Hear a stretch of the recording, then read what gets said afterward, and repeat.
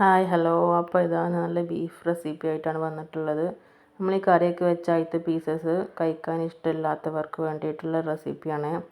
നമ്മൾ ബീഫ് കറി വെച്ച് അതിൽ നിന്ന് കുറച്ച് എടുത്തതിന് ശേഷം ഒരു പാൻ വെച്ച് എണ്ണ ചൂടാക്കി അതിലോട്ടിട്ട് കുറച്ച് കറിവേപ്പിലയും ചേർത്ത് ജസ്റ്റ് ഒന്ന് ഫ്രൈ ആവാൻ വേണ്ടി വെയിറ്റ് ചെയ്യുക.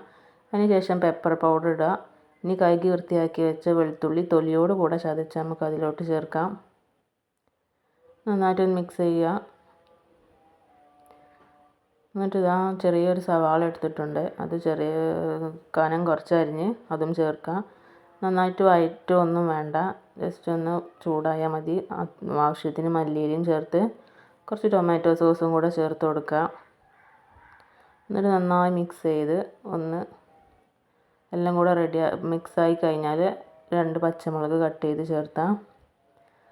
അപ്പോൾ നല്ല അടിപൊളിയായിട്ടുള്ള ബീഫ് ഇവിടെ റെഡി ആയിട്ടുണ്ട്. ഇനി കറി വെക്കുമ്പോൾ കുറച്ച് ബീഫ് എടുത്ത് ഇങ്ങനെ ഒന്ന് ചെയ്ത് നോക്കൂ, നല്ല ടേസ്റ്റാണ്. കറി ഇഷ്ടമില്ലാത്തവർക്ക് കറിയിലെ ബീഫ് പീസസ് എടുത്ത് ഇങ്ങനെ ചെയ്താൽ കൊടുത്താൽ മതിയാവും. അപ്പോൾ okay, thanks for watching, by.